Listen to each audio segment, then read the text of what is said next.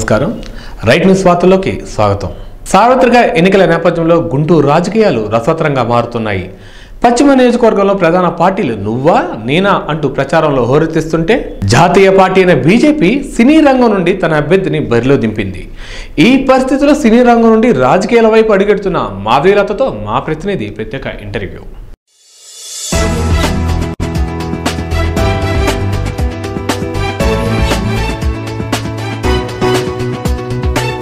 ఎన్నికల వేడి రాసుకున్న నేపథ్యంలో ఆంధ్ర రాష్ట్రంలో ఒకవైపు ప్రధాన పార్టీ అయినటువంటి టీడీపీ, మరోవైపు వైఎస్ఆర్సీపీ, దాంతోపాటుగా జాతీయ పార్టీ అయినటువంటి కాంగ్రెస్, బీజేపీ కూడా, వీటితో పాటు జనసేన కొత్తగా అరంగేట్రం రాజకీయంగా ప్రత్యక్ష ఎన్నికల్లో పాల్గొన్నటువంటి జనసేన, ఇన్ని పార్టీల మధ్య ఒకవైపు బీజేపీ మమ్మల్ని మోసం చేసింది, ఆంధ్ర ప్రజల్ని ఇబ్బందులు గురి చేసింది, అనుకున్నటువంటి పథకాలు అమలు కాకుండా చేసింది, నిధుల్లో కూడా మోసం చేసిందని చెప్పి రకరకాల తెలుగుదేశం పార్టీ ఆరోపణల నేపథ్యంలో గుంటూరు పశ్చిమ నియోజకవర్గంలో అభ్యర్థిగా ఉన్నటువంటి పసుపులేటి మాధవీలత గారు గుంటూరు పశ్చిమ నియోజకవర్గం నుంచి ఈరోజు బీజేపీ తరఫున అభ్యర్థిగా ఉన్నారు. అసలు బీజేపీ మీద ప్రస్తుత రాష్ట్ర ప్రభుత్వం ఇన్ని రకాలైనటువంటి ఆరోపణలు చేస్తున్నటువంటి నేపథ్యంలో విజయావకాశాలు ఎలా ఉన్నాయి, అసలు బీజేపీ తరఫున గుంటూరు పశ్చిమ నియోజకవర్గంలో ప్రజల ఆదరణ ఎలా ఉంది, డైరెక్టర్ మేడంనే కనుక్కునే ప్రయత్నం చేద్దాం. నమస్కారం మేడం. రాష్ట్ర వ్యాప్తంగా చూసుకుంటే తెలుగుదేశం ఆరోపణలు ఏంటి అంటే బీజేపీ ప్రభుత్వం నిలువున నెట్టేయడం ఉంచింది, నిధులు మాకు ఇవ్వకుండా చేసింది, రకరకాల ఇబ్బందులు గురి చేసింది, ఇలా అనేక ఆరోపణలు చేస్తున్నటువంటి పరిస్థితి. ఈ పరిస్థితుల్లో రాజకీయంగా ఆంధ్ర రాష్ట్రంలో కావచ్చు, గుంటూరు పశ్చిమ నియోజకవర్గం కావచ్చు, మీరు అభ్యర్థిగా ఉన్నారు ప్రజెంట్ గుంటూరు పశ్చిమ నియోజకవర్గం నుంచి. ఈ నియోజకవర్గం నుంచి మీ విజయ అవకాశాలు ఎంత మేర ఉన్నాయంట? యాక్చువల్లీ బాబు గారు కరెక్ట్ 2 సంవత్సరాల క్రితం నుంచి మాత్రం మొదలుపెట్టారు. ఎందుకంటే ఆయనకు రావాల్సిన పోలవరం ప్రాజెక్ట్ని ఆయన ఢిల్లీ వెళ్ళిన ప్రతిసారి పోలవరం గురించి తప్ప దేని గురించి కూడా మాట్లాడుకోకుండా కేంద్రం నిర్వహించాల్సినటువంటి ప్రాజెక్ట్ పనుల్ని రాష్ట్రంకి తీసేసుకొని పూర్తిగా వాళ్ళ చుట్టాలకి వీళ్ళకి సంబంధించిన మనుషులందరికీ ఇచ్చుకొని వాళ్ళు అమ్ముడేలాగా చేసుకొని పోలవరం ప్రాజెక్ట్ని రాష్ట్రానికి తీసేసుకున్నారు. కానీ డబ్బులు మాత్రం కేంద్రమే ఇవ్వాలి, అధికారం మాత్రమే రాష్ట్రానికి కావాలి. సో పోలవరంకి సంబంధించిన దాన్ని 6,500 కోట్లు ఇస్తామని ప్రకటించిన తర్వాత మొదటి విడత ఎప్పుడైతే నిధులు మంజూరు చేశారో వాటిని ఖర్చు పెట్టి లెక్కలు అడిగింది కేంద్రం. లెక్కలు అడిగితే మాత్రం లెక్కలు చెప్పడట, లెక్కలు చెప్పకుండా మళ్ళీ ఆయనకు నిధులు కావాలంటే ఎక్కడైనా ఇది జరుగుతుందా అండి? ఎక్కడైనా ప్రతి దానికి ఒక లెక్క పత్రం ఉంటుంది. మనం ఒక చిన్న బిజినెస్కి ఆడిటింగ్ చూపించుకుంటాం, ఆడిటింగ్ చూపించుకోలేకపోతే మన బిజినెస్ క్లోజ్ అవుతుంది. అలాంటిది కేంద్రం నుంచి నిధులు రావాలి అంటే కేంద్ర ప్రభుత్వానికి రాష్ట్ర ప్రభుత్వం లెక్కలు చెప్పాల్సిన అవసరం ఉందా లేదా? లెక్కలు అడిగితే మళ్ళీ దానికి కోపం. అండ్ ప్రత్యేక ప్యాకేజీ ఒప్పుకొని సంతకాలు పెట్టిన ప్రూఫ్లు మా దగ్గర ఉన్నాయి, చంద్రబాబు నాయుడు గారు పెట్టినవి, అది అందరికీ తెలుసు. అన్ని ఛానల్స్లో పెట్టుకున్నారు, వెంకయ్య నాయుడు గారికి సన్మానం చేశారు, ఆయన ఊరేగించారు, అంత బాగానే ఉంది. అప్పుడు ఎవడు అడగడే, ఇప్పుడు చంద్రబాబు నాయుడు గారు బీజేపీ మోసం చేసింది అంటే ప్రధానంగా చంద్రబాబు నాయుడు గారి ఆరోపణలు ఏంటి అంటే, ఆరోపణలని మీరే అంటున్నారు కదా, నిజాలని ఒక్కళ్ళని అంటున్నారా? ఆరోపణలు అంటే ఆధారాలు లేనివి.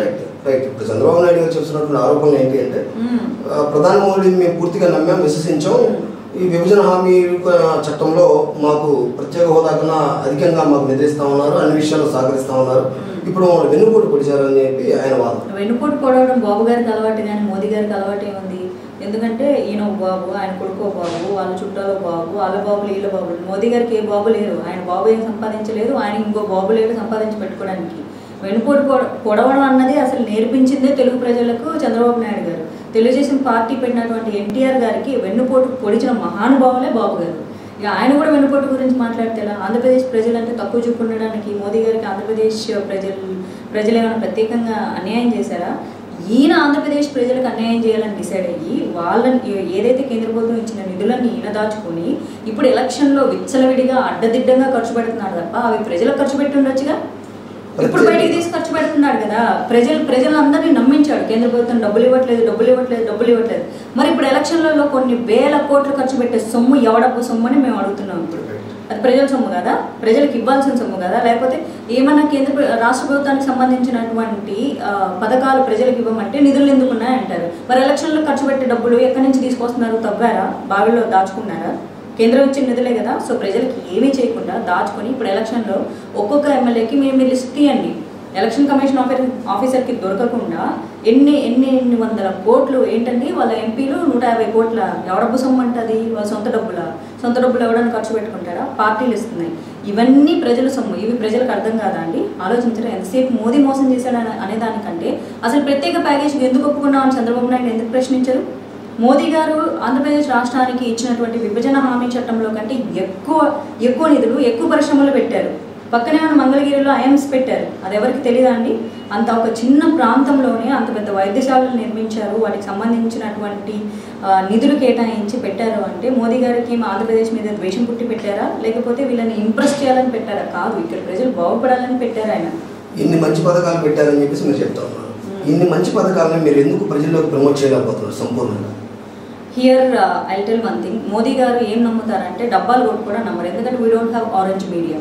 వాళ్ళకి ఎల్లో మీడియా ఉన్నట్లు మాకు ఆరెంజ్ మీడియా లేదు మేము నమ్మేది ఒకటే పని చేసుకుంటూ వెళ్ళిపోదాం యాక్షన్ స్పీక్స్ నాట్ వర్డ్స్ మాటల్లో ఏముంది ఈయనకి ఏం పని పాటలేదు పొద్దున 5 minutes సంతకం పెడతారు సాయంత్రం దాకా భజన చేసుకుంటూ కూర్చుంటాడు ఎల్లో ఛానల్స్లో మోదీ గారిని తిట్టడమే అందులో మేజర్ పాయింట్ ప్రజలు అబ్జర్వ్ చేస్తున్నారు అర్థం చేసుకుంటారు ఏదో ఒక రోజు రియలైజ్ అవుతారు మనం పని చేసుకుంటూ వెళ్ళిపోదాం మనకు పని ఇంపార్టెంట్ తప్ప ప్రజల్ని అదే రకంగా మాయమాటలతో నమ్మించడం మన పని కాదు అన్నది మోదీ గారి సిద్ధాంతం సో ఆ సిద్ధాంతాన్ని పార్టీలో ఉన్న ప్రతి ఒక్కళ్ళు ఫాలో అవ్వకుంటూ మా పని మేము చేసుకుంటూ వెళ్తున్నాం రాజకీయంగా అరగేయడం చేసిన మీరు స్థానికులు కాదు వేరే జిల్లా నుంచి ఇక్కడికి వచ్చినటువంటి స్థానికంగా ఉన్నటువంటి అభ్యర్థులు కాకుండా మిమ్మల్ని ఇక్కడ ప్రజలు స్వీకరిస్తారంట తప్పకుండా స్వీకరిస్తారండి ఎందుకు స్వీకరించారు నేను ఫస్ట్ ఆఫ్ ఆల్ ఇండియన్ నేను ఇక్కడ స్థానికం అన్న వర్డ్ మన వాళ్ళు సృష్టించి క్రియేట్ చేసింది తప్ప ఈ కులాలు మతాలు బేసికలీ ఆమె ఇండియన్ నాకు ఎక్కడైనా నేను పోటీ చేసే హక్కు అధికారం నాకుంది నేను చూస్ చేసుకోగలను నేను అటెటో వెళ్ళిపోయి తమిళనాడులో ఒక ప్రాంతాన్ని చూస్ చేసుకోగలను ఎందుకంటే అక్కడ ఉన్న వాళ్ళు మనుషులే ఇక్కడ ఉన్న వాళ్ళు మనుషులే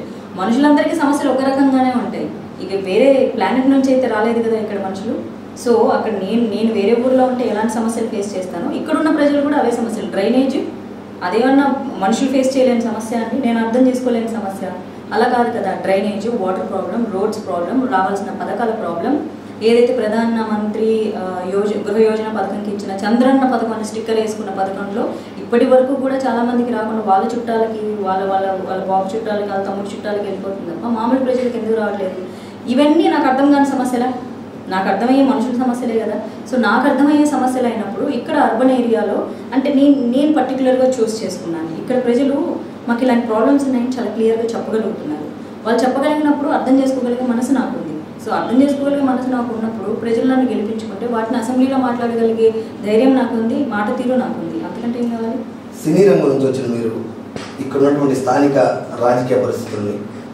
త్వరగా అవపోసన పట్టగలరు అనే ఆలోచన మీకుందా ఇప్పటికే చాలా జరుగుతూ ఉన్నాయి కంపారిటివ్లీ అంటే తెలంగాణ రాజకీయాల కంటే ఆంధ్ర రాజకీయాలు కొంచెం ఘాటుగా ధీటుగా ఉంటాయి తెలంగాణలో కొంచెం సాఫ్ట్ గోయింగ్ ఉంటుంది నిజం చెప్పాలంటే ఇక్కడ బాగా చాలా ఘాటుగా ఉంటుంది ఎస్పెషల్లీ గుంటూరు ఇక్కడ రాజకీయాలు నేర్పిస్తారు సో ఇక్కడ నేను ట్రైన్ అయితే నేను ఎక్కడైనా సర్వైవ్ అవ్వగలను కదా సో ప్రత్యేకంగా మిమ్మల్ని పశ్చిమ నియోజకవర్గానికి కేటాయించడానికి కారణం పశ్చిమం నేను సెలెక్ట్ చేసుకున్నాను నన్ను కేటాయించలేదు నేను సెలెక్ట్ చేసుకొని నాకు పశ్చిమం కావాలని నేను అడిగాను గుంటూరు అదే చెప్తున్నాను కదా ఇక్కడ గుంటూరు అర్బన్ ఏరియా కాబట్టి నేను ప్రాబ్లమ్స్ని రూరల్ ఏరియాస్లో కంటే కూడా ఈజీగా అర్థం చేసుకోగలను నేను ఈజీగా అర్థం చేసుకున్నప్పుడు వీళ్ళ ప్రాబ్లమ్స్కి సొల్యూషన్స్ కూడా నన్ను గెలిపిస్తే నేను అసెంబ్లీలో గట్టిగా మాట్లాడే అవకాశం ఉంటుంది ఎందుకంటే నేను సమస్యనే అర్థం చేసుకోలేనప్పుడు నాకు మాట్లాడే అర్హత ఉండదు కదా నేను మాట్లాడే పరిస్థితి కూడా ఉండదు నాకు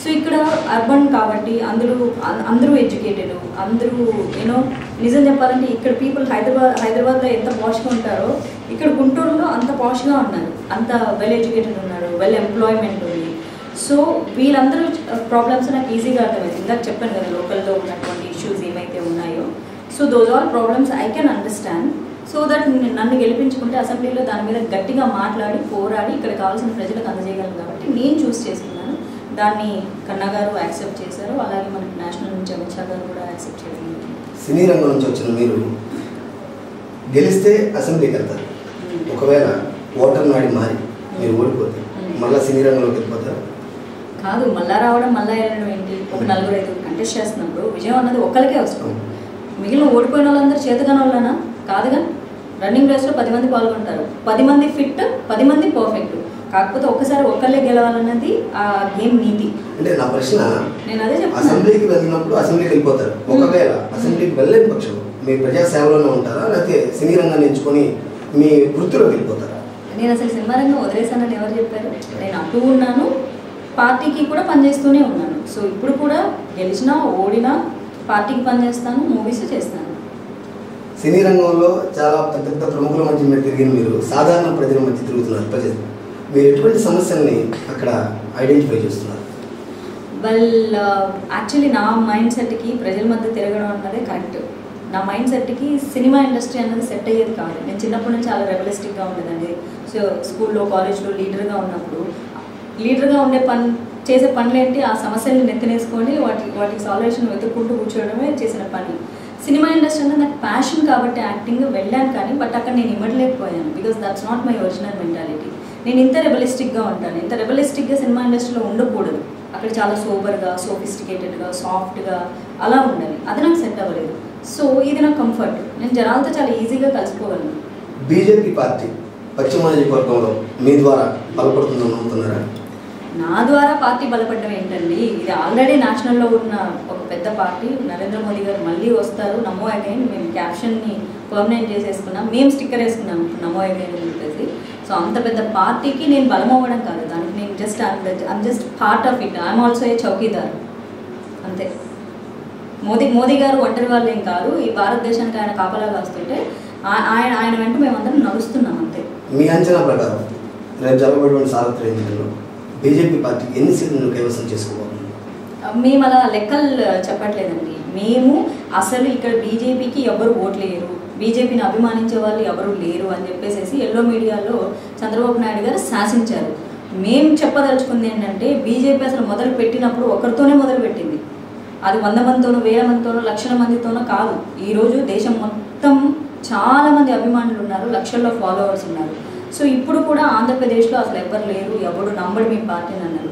నమ్ముతారని ప్రూవ్ చేసుకోవడానికి మేము పోటీ చేస్తున్నాం. ప్రస్తుతానికి 5 పార్టీలు పశ్చిమ నియోజకవర్గం నుంచి పోటీ చేస్తున్నాయి. మీ గెలుపు శాతం ఎంత? అది కూడా మేము చెప్పలేమండి. మేము లెక్కలు వేసుకుంటూ కూర్చోవట్లేదు ఇక్కడ. మేము ప్రజల్ని చైతన్యవంతులను చేయడానికి మాత్రమే కూర్చున్నాం. మేము వేరే పార్టీల దగ్గర లాగా మా దగ్గర డబ్బులు లేవు కాబట్టి మేము ప్రజలకి డబ్బులు పంచి కొన్ని ఓట్లు కొనలేము కాబట్టి, అంటే అందరు ఓట్లు అని అనట్లేదండి. మళ్ళీ నిజాయితీగా వేసే ఓట్లు చాలామంది ఉంటాయి, అలాగే కొనే ఓట్లు కూడా మీకు ఉంటాయి, బాగా తెలుసు. అది మామూలు ప్రజలకు తెలియకపోయినా మీడియా వాళ్ళకి చాలా బాగా తెలుసు ఓట్లు ఎట్లా కొంటారు, ఎలా కొంటారు, జనాలు. మా దగ్గర డబ్బులు లేవు, అదేగా చెప్తున్నాము. ఉన్న డబ్బుల్ని ప్రజలకు ఎట్లా ఖర్చు పెట్టాలా పథకాల ద్వారానే ఆలోచిస్తూ ఉంటాము, అంతే తప్ప ఓట్ల కోసం 50 లక్షలు ఖర్చు పెడతామంటే 50 లక్షలకు వాళ్ళకి ఏ అభివృద్ధి పథకం వస్తుందని ఆలోచించేది బీజేపీ పార్టీ. కాబట్టి మేము ఆ రకంగా ఓట్లని డబ్బులు పెట్టి కొనలేము. కాబట్టి మేము ప్రజల్ని చైతన్యవంతులను చేయడానికి మాత్రమే ప్రయత్నం చేస్తున్నాము. ప్రజలు తెలుసుకొని, మమ్మల్ని అర్థం చేసుకొని, నిజంగానే దేశానికి బీజేపీ పార్టీ మంచి చేస్తుంది అని వాళ్ళు తెలుసుకుంటే అదే మాకు గెలిచిన వాళ్ళకంటే చాలా గొప్ప అనుభూతిస్తుంది. ప్రజలు మిమ్మల్ని ప్రచారంలో ఎలా రిసీవ్ చేసుకుంటున్నారు? ప్రజలు బాగానే రిసీవ్ చేసుకుంటున్నారండి, అసలు ఆ విషయంలో డౌటే లేదు. ఎవ్వరు హేటెడ్నెస్ ఏం చూపించట్లేదు.